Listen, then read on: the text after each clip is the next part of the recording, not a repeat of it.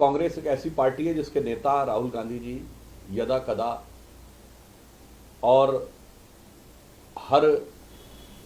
Parliament के सत्र के बाद सदा सर्वदा विदेश में रहते हैं और उनकी पार्टी के वरिष्ठ नेता देश और विदेश के बीच में पहचान ही नहीं कर पा रहे। मैं ये नहीं मानता कि अजय कुमार जी, जो कि एक पुलिस अधिकारी भी रहे, उनका सामान्य ज्ञान इतना कम होगा कि उन्हें यह न पता हो कि सिक्किम भारत का हिस्सा है। परंतु यह दुर्दशा तब होती है जब आप मोदी विरोध के मनोरोग से इस कदर ग्रस्त हो जाएं कि आपको इस बात का आभास ही नहीं होता है कि आप सत्य बोल रहे हैं या असत्य बोल रहे हैं। तो बहुत दुख की बात है कि आज प्रधानमंत्री नरेंद्र मोदी जी के प्रति विद्वेष में भरी हुई कांग्रेस की आंखों पर ऐसी पट्टी चढ़ी हुई है कि वो राष्ट्र हित को तो बलि दे ही रही है, अब राष्ट्र के मानचित्र को भी बलि देने के लिए साफ उद्यत दिखाई पड़े। और मुझे इस पे और आश्चर्य इसलिए हुआ कि कांग्रेस पार्टी ये भी भूल गई कि सिक्किम का भारत में विलय इंदिरा जी के समय में हुआ था, वो भी उसी इमरजेंसी के कालखंड में, जिसके बारे में अभी कितना ज्ञान देते हुए तमाम ट्वीट बयान और कांग्रेस के लोग दे रहे थे और उन्हें यही नहीं पता। तो मैं उन्हें याद भी दिला देना चाहता हूं कि सिक्किम का भारत में विलय 1975 में हुआ था, इंदिरा जी के शासनकाल में हुआ था। और यह भी याद दिला दूं कांग्रेस के मित्रों को कि भारत और चीन के संबंधों में एकमात्र मौका ऐसा है जब चीन ने किसी मुद्दे पर अपना दावा छोड़ा है, तो वो 2003 में अटल जी की चाइना यात्रा के बाद चीन ने सिक्किम पर से अपना दावा छोड़ दिया था। मुझे लगता है मोदी विरोध का चश्मा हटाएं तो देश की असली तस्वीर और मानचित्रों की असली लकीर उन्हें साफ दिखाई पड़े। जिस तरह के बयान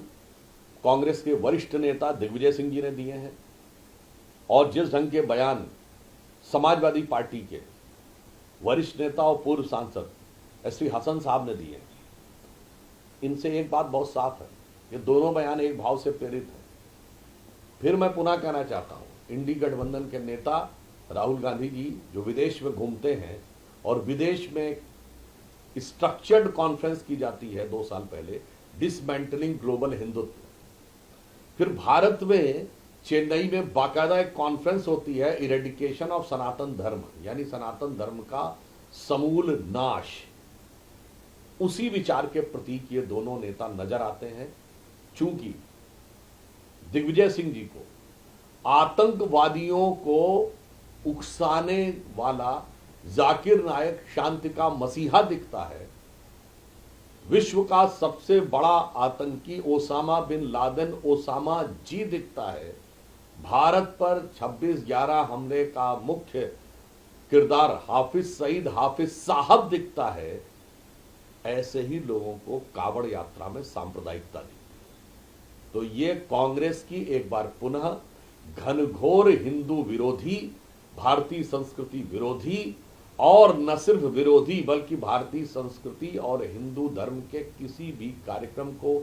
लांछित और अपमानित करने की कुत्सित मनोवृत्ति का प्रतीक है। जहां तक हसन साहब ने बोला है, तो मैं उनसे पूछना चाहूंगा कि नाम छुपा के रखने वालों के साथ आप लोग क्यों खड़े रहना चाहते हैं? सीधे साफ और सपाट तरीके से, पारदर्शी तरीके से, जो सरकार का नियम कहता है उसके अनुसार आपको नाम डिस्प्ले करने में क्या प्रॉब्लम है? और उन्होंने एक बयान में अपने एक और बात कही कि साहब इस बात की जांच, अगर कोई नेम प्लेट लगाए या नहीं, इसकी जांच तो होनी चाहिए,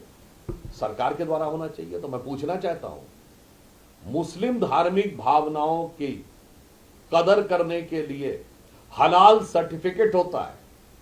क्योंकि हलाल में यह है कि वो हलाल करने वाला भी मुस्लिम होना चाहिए। गैर मुस्लिम ने छुआ है तो इस्लामिक मान्यता के अनुसार वह अपवित्र हो जाता है, वो पवित्र नहीं है।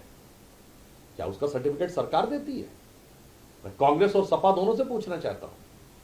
उसका सर्टिफिकेट तो आपने जमीयते उलेमाए हिंद और जैसी कई संस्थाओं को दे रखा है। तो मैं पुनः कहना चाहता हूं, हिंदू धर्म को नष्ट करने, उसको लांछित और अपमानित करने वाले ये वही लोग हैं जिनके लिए हलाल का जमाल तो सबसे ऊपर है, और यहां पर अगर केवल नेम प्लेट को सामने रख लिया जाए तो ये कह सकता हूं कि हिंदू धर्म की मान्यताओं को हलाल करना और उधर हलाल का जमाल ऊपर करना, ये इनकी राजनीति का कमाल है। मगर मैं आश्वस्त हूं कि देश और प्रदेश की जनता अब इस दोहरे रवैये, इस दो मुखे चरित्र को भली भांति समझ चुकी है और वो इन सारे नेताओं को समुचित प्रत्युत्तर देगी।